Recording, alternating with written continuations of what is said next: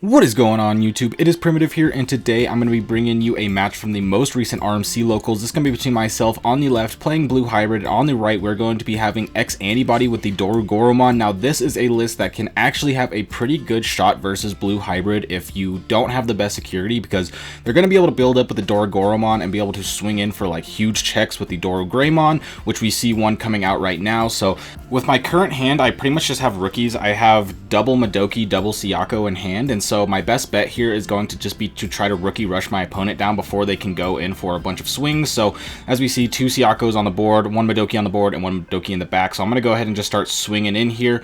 Put them down to 1 check. They do get the final Zubagon punch, which is about as bad as it can get, because that's going to be able to give them blocker and reboot, which is going to be something that may stop me from being able to get through. But I do have to try to put my opponent at minimal memory here. I do end up playing the mat, and then I have to pass because I don't have any other viable plays. If you can see my hand, I do have the Kumamon, Hammer Spark, and Supreme Cannon, and so all I could really do there if I wanted to was Hammer Spark and play Supreme Cannon to put my opponent at 2, but I did have to put the mat out so that way I could have a target for the Kumamon, so I could potentially swing in with the Madoki next turn and then be able to go in with the Kumamon. But now my opponent's got the final Zubagon punch. They're going to swing for 5 check thanks to the final Zubagon punch, the 2 Dorugreymon, and the Tsunarizumon, and I don't hit a single option card or a tamer out of there, and so now I am in pretty bad shape. If I was able to hit something like a Tommy or a Davis there, I might be able to do it, but my opponent swung 5 checks. I have no out now that Dorugoromon has blocker, so I just scoop it up, go game 2. Gonna have my opponent go first because I want to have a little bit better of a hand than I did. The double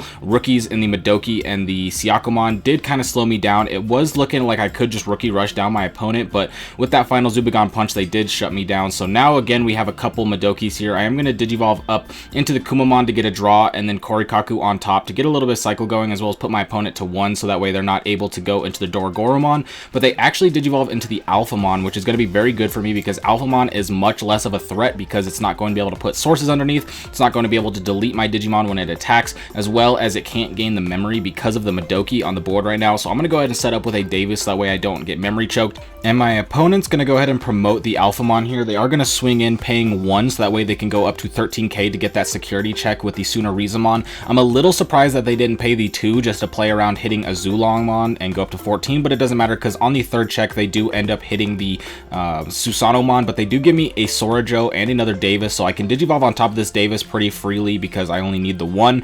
And then the Sorajo is obviously just going to be a very powerful card to have, and it makes my opponent make weird plays. So I'm going to go ahead and go on top of the Davis, go into Beowulf, so that way I can go ahead and just get a swing in, as well as bring back the Kumamon for a later time to be able to swing. And then I'm going to swing with the Madoki, not too worried about if it goes down because I am just going to hard play another one. Being able to get the check there does put my opponent down to 2 security, so next turn, as long as one of my Digimon survives, I'll be able to swing in with the Siako, the 1 Digimon that may survive, and then be able to go in with that Kumamon that I bounce back on top of one of my tamers for a game. So that's kind of the general game plan, but it's not really going to matter because my opponent can't clear off this board without going into the Dorugoromon anyway. So I'm going to swing. They're going to block with the Dorugomon, and now I'm thinking, do I want to swing in or do I just want to swing over here? I do decide to swing over because no matter what, I'm feeling pretty safe. I don't think there's anything in my opponent's deck that can delete any of my Digimon outside of the battle that happens in security. So I just wanted to swing over with the Beowulf just in case something went bad, because I do have the Kumamon, which is going to be able to come in and get that last swing anyway. So tying up this series 1-1, my opponent is going to have me going first, and I'm going to go ahead and start off with a Strabimon, not putting it in the raising. I don't have a rookie, but I do want to try to search out for a tamer or some hybrids because I just don't really have any in my hand, and I'm going to need to start to build those up if I want to have a chance.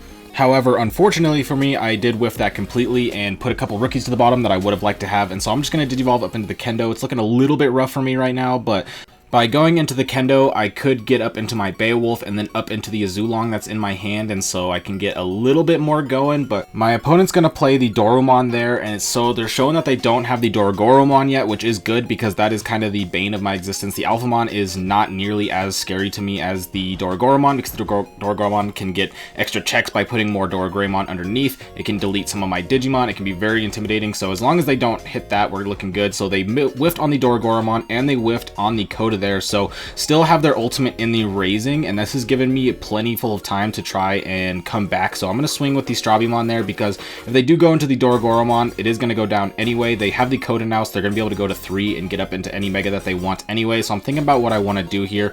I was thinking about playing Tommy and then going into Davis and getting a couple Tamers out. I'm also thinking about going into the Azulong. I do decide to go into the Azulong because this is going to give me an option to where if they do go into the Dorogoromon or they go into the Alphamon, I can potentially swing over it when they swing, and that'll give me some sort of defensive gameplay. But I really need to start getting some Tamers on the board so that way I can have some actual gameplay with my hybrids. And I have a bunch of Tamers in hand, I just haven't had the time to really play them because I kind of drew them all out with those Kendos and a Beowulf into a Zulong. So I'm going to go ahead and just swing in right now, see what checks we get. My opponent hits Coda and once again is going to whiff. So despite having a potentially slow start from my end, my opponent was able to get up into the Dorogreymon, and now they are just kind of stalling out. And I'm slowly going to be able to start to build up with these Tamers with the Azulong on the board. The Howling is going to be able to strip the Darugumon and potentially give me memory with Matt. So my opponent's thinking about if they want to swing over the Azulong here.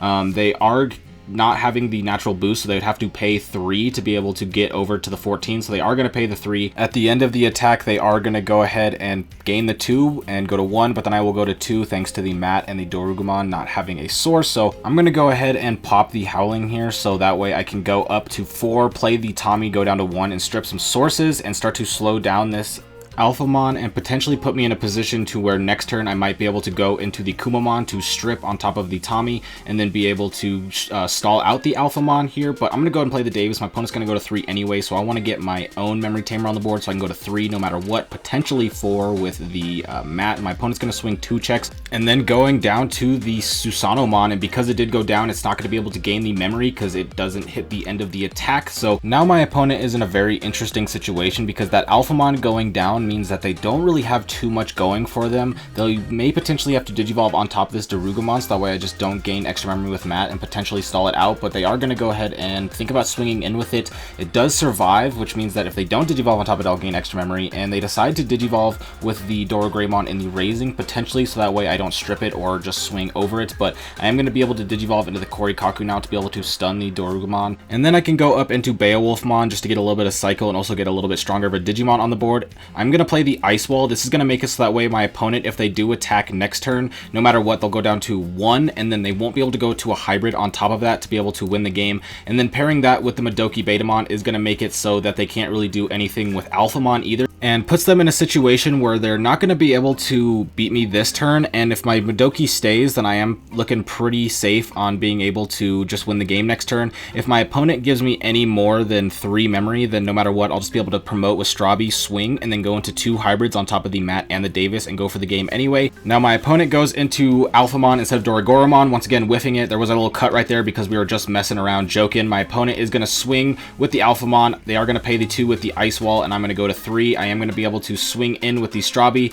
It does survive, hit Coda. Are they going to be able to hit the Dorogoromon? Still no single Dorogoromon coming out. I am going to swing with the Madoki, and that is just going to seal it up. No matter what, I'm going to be able to go into hybrids, and here we search, trying to find a Dorogoromon. There's one, and then the thing that I don't think shows on the video is that the next 2 cards are actually the other 2 Dorogoromon, so all 3 were clumped in the deck. But with that being said, that was this match. If you enjoyed, be sure to like and subscribe because I'm going to be bringing you even more BT7 content. But with that being said, I want to thank you all for watching this video. I hope you have a fantastic day. I will catch you next time. Peace out.